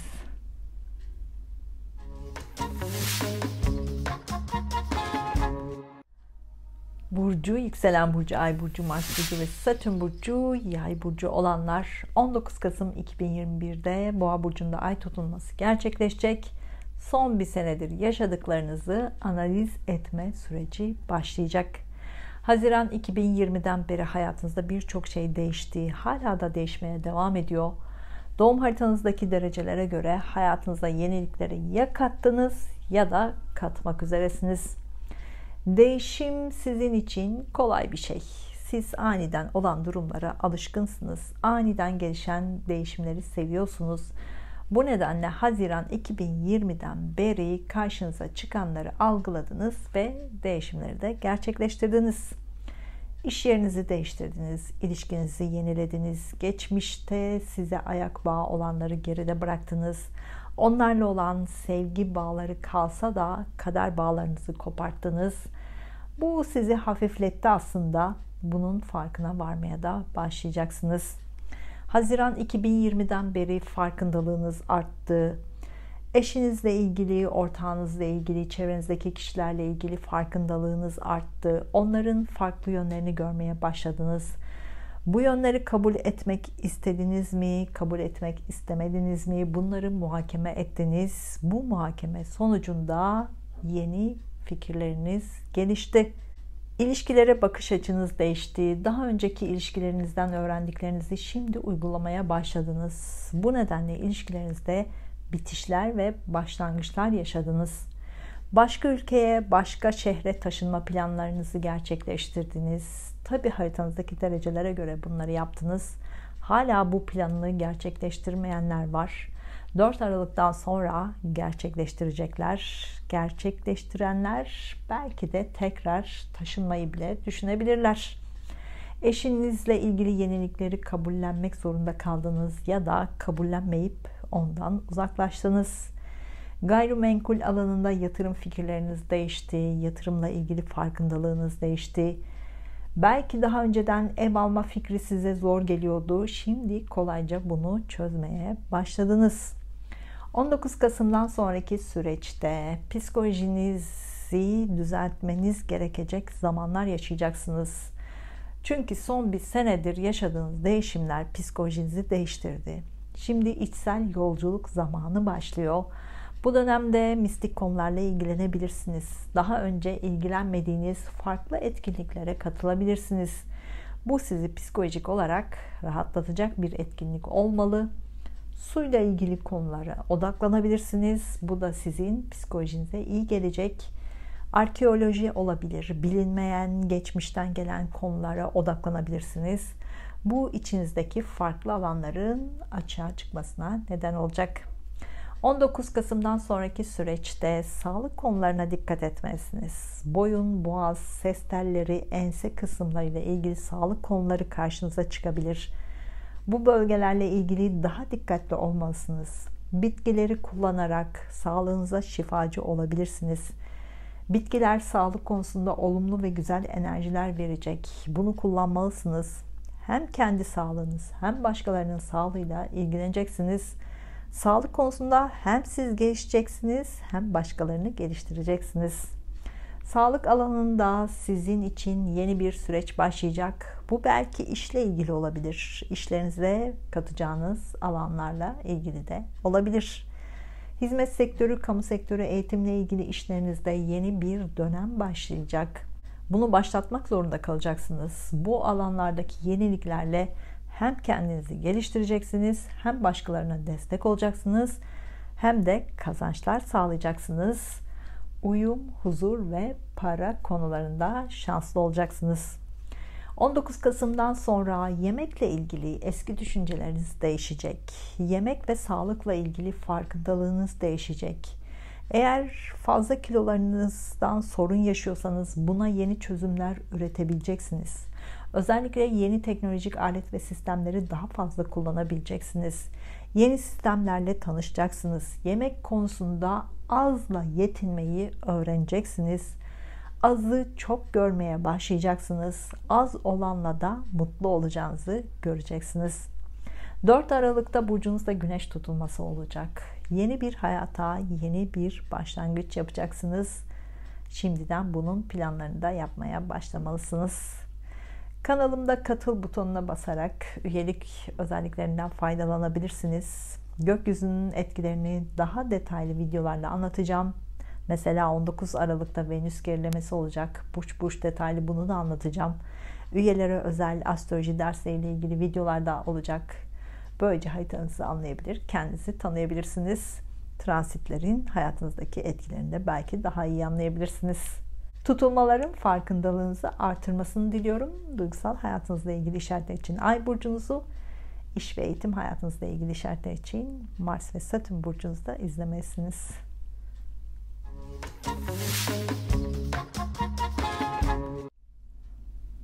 Burcu, yükselen burcu, ay burcu, Mars burcu ve Satürn burcu, Oğlak burcu olanlar 19 Kasım 2021'de Boğa burcunda ay tutulması gerçekleşecek. Eğer farkına varırsanız değişimler sizin için çok iyi olacak. Haziran 2020'den beri ruhsal olarak kendinizi yenilemeye çalıştınız. Mistik konularla daha fazla ilgilenmeye başladınız.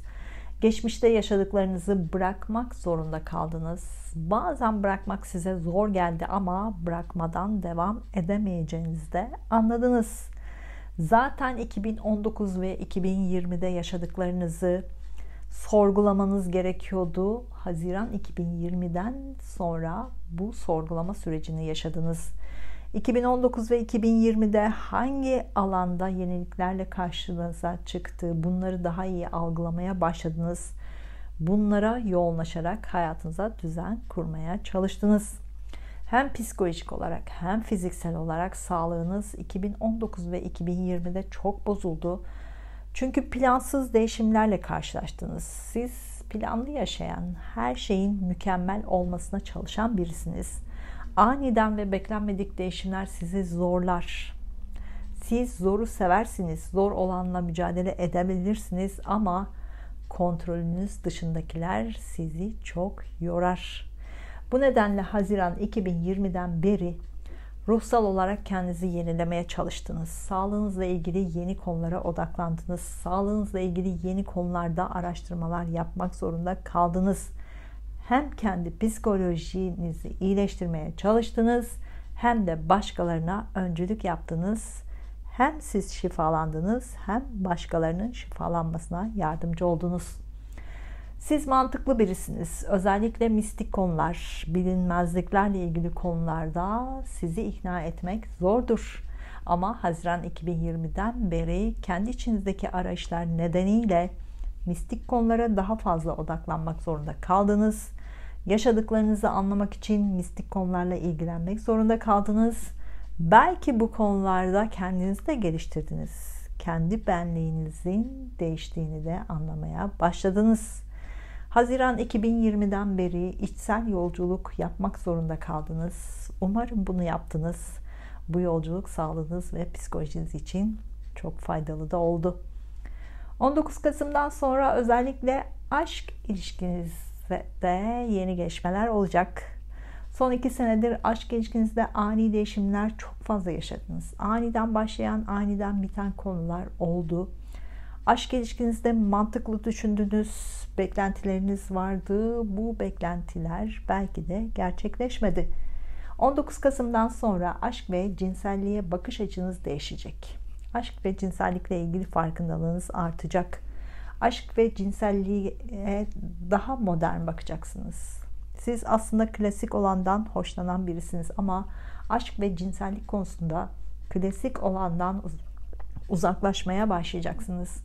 Daha modern düşünmeye başlayacaksınız. İlk zamanlarda belki bunu kabullenmekte zorlanacaksınız ama zaten son 2 senedir bu konuda işaretler karşınıza çıkmıştı. Bunları anlamaya başlamıştıysanız şimdi değişimleri hızla gerçekleştireceksiniz. Farkındalığınız daha da artacak. 19 Kasım'dan sonra çocuk konusundaki düşünceleriniz değişecek. Çocuklarla olan ilişkilerinizde farkındalığınız artacak. Çocuk konusunda yeni bakış açıları geliştireceksiniz. Belki de yeni bir bebeğiniz olacak. Geçen 2 senedir çocuk konusunda teknolojik alet ve sistemleri daha fazla kullanmaya başladınız. Bu konularda daha fazla para harcadınız. Önümüzdeki 1,5 senelik süreçte bu teknolojik alet ve sistemlerle ilgili düşünceleriniz değişebilir. Farkındalığınız artacak. Belki bu yöntemlerle alternatif yöntemlerde bulabilirsiniz. Bu belki bitkilerle ilgili olabilir. Çocuk konusundaki yenilikçi fikirlere açık olacaksınız. Hem kendinizi geliştireceksiniz hem çevrenizdekileri geliştireceksiniz. Çocuklarla ilgili yeni konular gündemimize gelecek. Çocuklardan çok şey öğreneceksiniz. Sahne sanatlarıyla ilgileniyorsanız, topluluk önünde daha fazla bulunuyorsanız bu konulardaki farkındalığınız da değişecek. Daha fazla ön planda olmaya başlayacaksınız. Topluluk önünde kendinizi daha fazla göstermeye ihtiyacı duyacaksınız. Topluluklara belki de liderlik yapabilirsiniz. 19 Kasım'dan sonra sosyal mecralara olan bakış açınız değişecek. Daha önceden bu alanda kendinizi gizlerken artık daha göz önünde olmaya başlayacaksınız. Mistik konularla ilgileniyorsanız, gizli gizemli konularla ilgileniyorsanız, yeraltı kaynaklarıyla ilgileniyorsanız bu alanlarda, sosyal mecralarda daha fazla zaman geçirmeye başlayacaksınız.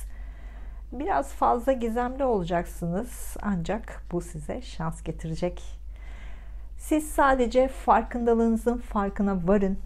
Sosyal mecralarda kendinizi geliştireceğinizi daha iyi anlayın. 19 Kasım'dan sonra arkadaş ilişkilerinizi sorgulayacaksınız. Arkadaş ilişkilerinizde farkındalığınız artacak. Eski arkadaş ilişkilerinizi sorgulayacaksınız. Eski arkadaşlarınızla ilişkilerinizi değiştirebilirsiniz. Belki bitirebilirsiniz. Arkadaşlarınızla aranızda gizli kapaklı konular artık açığa çıkacak. Bu da ilişkinizi etkileyebilir. 19 Kasım'dan sonra topluluklar içinde daha fazla zaman geçirmeye başlayacaksınız. Topluluklara karşı düşünceleriniz değişecek. Farklı organizasyonlar içinde bulunmaya başlayacaksınız. Belki de organizasyonlarda, topluluklarda liderlik yapmaya da başlayacaksınız. Toplumsal olaylara daha farklı bakmaya başlayacaksınız. Toplumsal olaylarda gizli kapaklı konuların açığa çıkmasına da neden olabilirsiniz. Kanalımda katıl butonuna basarak üyelik özelliklerinden faydalanabilirsiniz. Gökyüzünün etkilerini daha detaylı videolarla anlatacağım.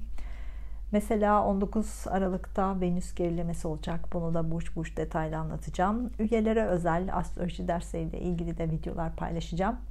Böylece haritanızı anlayabilir, kendinizi de tanıyabilirsiniz. Transitlerin hayatınızdaki etkilerini de daha iyi anlayabilirsiniz. Tutulmaların farkındalığınızı artırmasını diliyorum. Duygusal hayatınızla ilgili işaretler için Ay burcunuzu, iş ve eğitim hayatınızla ilgili işaretler için Mars ve Satürn burcunuzda izlemelisiniz.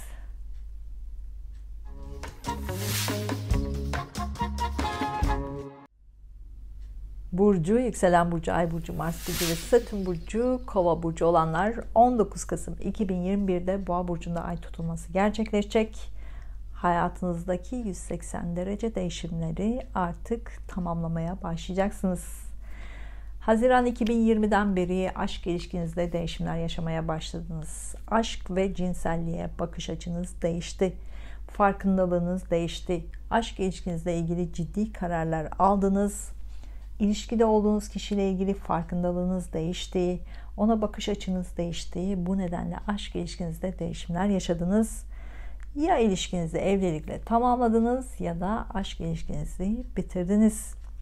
Haziran 2020'den beri çocuk konusunda farkındalığınız değişti. Çocukla ilgili düşünceleriniz değişti. Çocuklardan yeni şeyler öğrenmeye başladınız. Belki onların sizin özgürlüğünüzü kısıtladığını düşünüyordunuz. Şimdi onlarla birlikte özgür olmaya çalışıyorsunuz. Belki çocuklarla ilgili toplumsal konularla daha fazla ilgilenmeye başladınız. Belki çocuk konusunda kitap yazmaya başladınız. Eğitim vermeye başladınız. Bu nedenle kendinizi yenilemeye çalıştınız. Farkındalığınız değişmeye başladı. Haziran 2020'den beri topluluk önünde daha fazla zaman geçirmeye başladınız. Toplulukla ilgili konularda daha fazla araştırmalar yapmaya başladınız. Bu araştırmalar nedeniyle belki liderlik yapmaya başladınız. Bu araştırmaları topluluk önünde paylaşmaya başladınız. Bu konularda farkındalığınız arttı. Kendinizi yenilemeye başladınız. Haziran 2020'den beri sahnelerle ilgili konulara bakış açınız değişti. Sahnelerle ilgili yeni çalışmalar yapmaya başladınız. Sanatla ilgili yeni çalışmalar yapmaya başladınız. Belki daha önceden ilgilenmediğiniz farklı sanatlarla ilgilenmeye de başladınız. Kitaplarla ilgili, yazıyla ilgili, araştırmayla ilgili konularda daha fazla medyada yer almaya başladınız. Bu size yeni farkındalıklar katmaya başladı. Yeni çevreler edinmeye başladınız. Kendinizi bu şekilde yenilemeye başladınız. Haziran 20'den beri arkadaş ilişkilerinizde farkındalığınız değişmeye başladı. Eski arkadaşlarınızı kendi içinizde sorgulamaya başladınız. Eski arkadaşlarınızla ilişkilerinizi belki de bitirdiniz.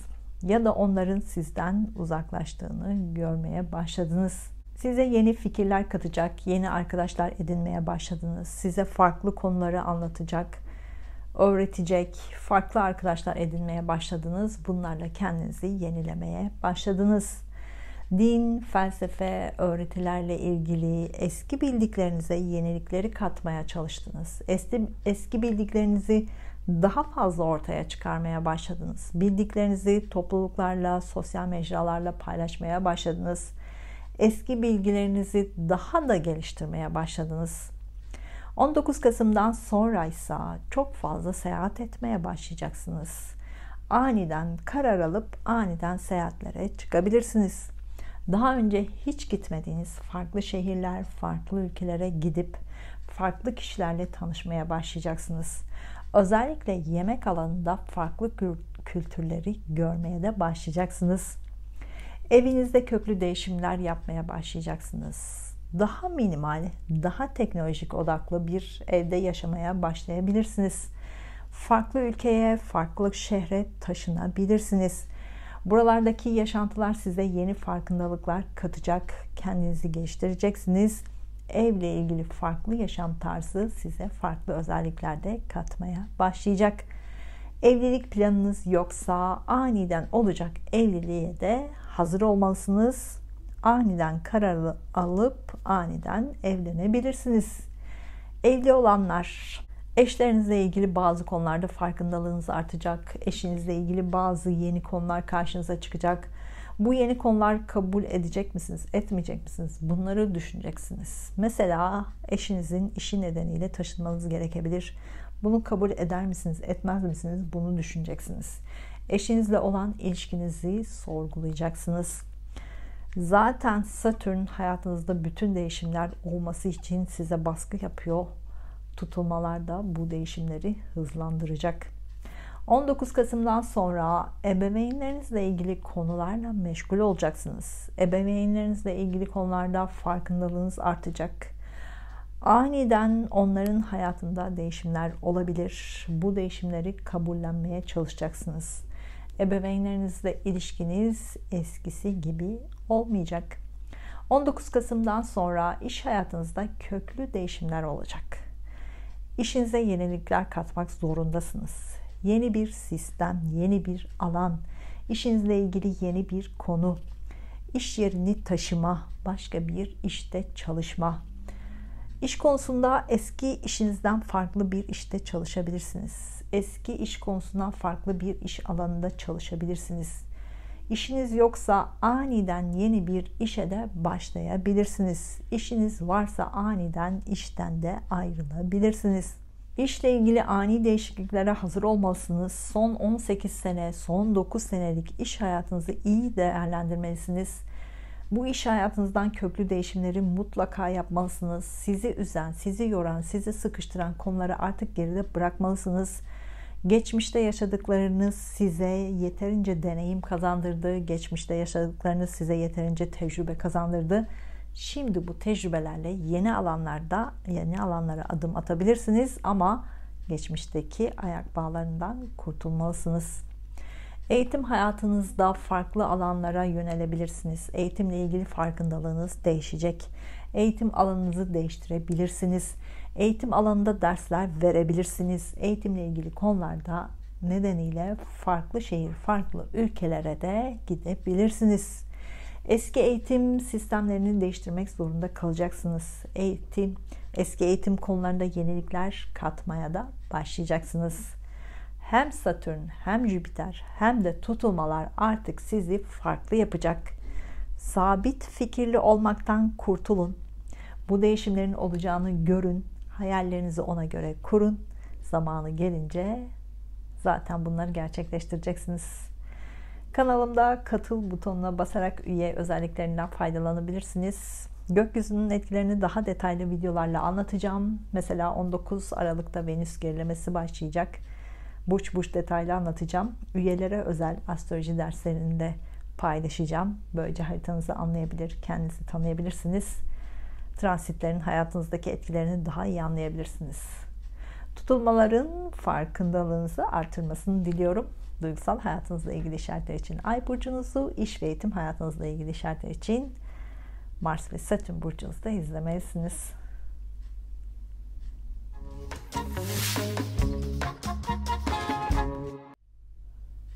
Burcu, yükselen burcu, ay burcu, Mars burcu ve Satürn burcu, balık burcu olanlar 19 Kasım 2021'de Boğa burcunda ay tutulması gerçekleşecek. Biten bitti, giden gitti. Şimdi önünüze bakma zamanı. Haziran 2020'den beri hayatınız alt üst oldu. Belki de altı üstünden daha iyi oldu. Siz olaylara duygusal bakan birisiniz. Olayları içselleştiren birisiniz. Olayları kendinizce yorumlayan birisiniz. Bu nedenle bazen gerçekleri görmeniz zor oluyor. Çünkü siz hissettiğinizi görüyorsunuz, hayal ettiğinizi görüyorsunuz, duygusal bakıyorsunuz ama bazen gerçekler sizin sandığınız ve düşündüğünüz gibi olmuyor. Haziran 2020'den beri evliliğinizle ilgili hayallerinizin gerçek olmadığını görmeye başladınız. Sizin kurduğunuz hayal başkaydı. Siz gerçeklerle karşılaşmaya başladınız. Bu gerçekler nedeniyle evliliğinizi sorgulamaya başladınız. Ya evliliğinizdeki gerçekleri görüp kabul ettiniz, devam ettiniz ya da görmek istemeyip evliliğinizi bitirdiniz. Evlilik planı olanlar yeni bir hayata başlangıç yaptılar. Haziran 20'den beri ebeveynlerinizle ilgili konularda kendinizi geliştirdiniz. Onlarla olan ilişkilerinizde farklı bakmaya başladınız. Onların sizin şansınız olduğunu fark etmeye başladınız. Onlardan bir şeyler öğrenmeye başladınız. Farkındalığınız artmaya başladı. Ev alma, ev satma, ev taşıma konularıyla ilgilendiniz. Bunları tamamladınız. Yeni eviniz, yeni düzeniniz size şans getirdiğini görmeye başladınız. Umarım başladınız. Çünkü bu sizin kendinizdeki yeni gelişmelerinde farkına varmanıza neden oldu. Farkındalığınızın değişmesine başladı. Haziran 2020'den beri işinizle ilgili köklü değişimler yapmak zorunda kaldınız. İlk zamanlar değişimi kabul etmeniz zor oldu ama süreci fark edince değişime ayak uydurmak zorunda kaldınız. Eski sistem, eski konular, eski iş yeri artık geride kaldı. Yenilenmek zorunda kaldı. İşinize yeni yöntemleri katmak zorunda kaldınız. İşinizi değiştirmek zorunda kaldınız.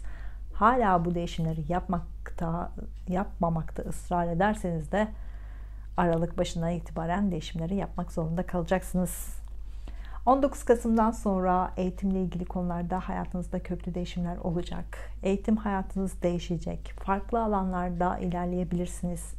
Alanınıza çok farklı yenilikler katabilirsiniz. Yüksek eğitime başlayabilirsiniz.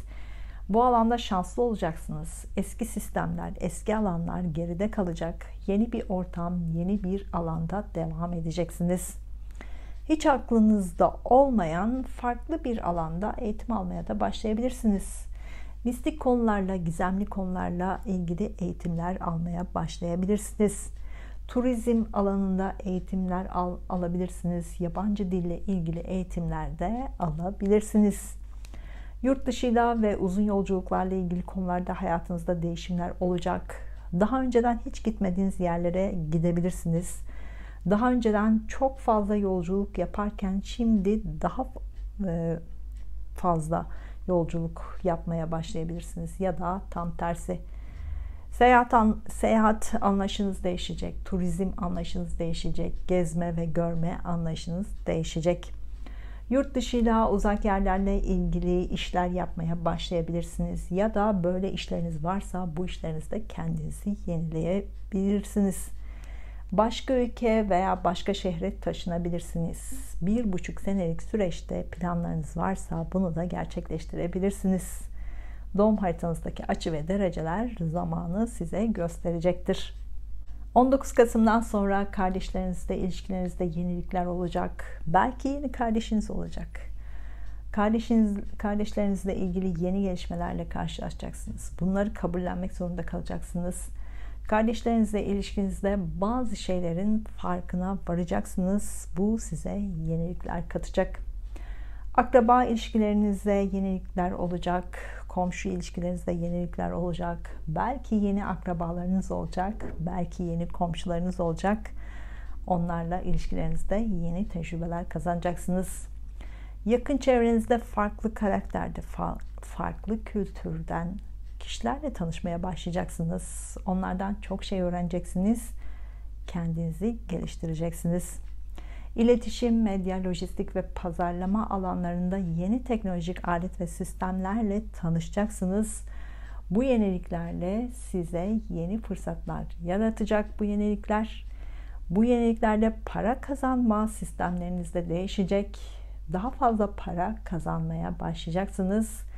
Parayı yatırıma dönüştürme düşünceniz de değişecek. Kanalımda katıl butonuna basarak üyelik özelliklerinden faydalanabilirsiniz. Gökyüzünün etkilerini daha detaylı videolarla anlatacağım. Mesela 19 Aralık'ta Venüs gerilemesi olacak. Burç burç detaylı bunu da anlatacağım. Üyelere özel astroloji dersleriyle ilgili videolar paylaşacağım. Böylece haritanızı anlayabilir, kendinizi de tanıyabilirsiniz. Transitlerin hayatınızdaki etkilerini de daha iyi anlayabilirsiniz. Arabayla ilgili ani değişimler de olabilir. Yeni bir araba alabilirsiniz. Eski arabanızı da değiştirebilirsiniz. Sürekli kısa yolculuklar yapabilirsiniz. Kısa yollar size yenilikler kazandıracak. Bazen kısa yollarla ilgili plan yapacaksınız. Ancak bu planlarda sürekli değişiklikler de yapabilirsiniz. Tutulmaların farkındalığınızı artırmasını diliyorum. Duygusal hayatınızla ilgili işaretler için Ay burcunuzu, İş ve eğitim hayatınızla ilgili işaretler için Mars ve Satürn burcunuzda izlemelisiniz.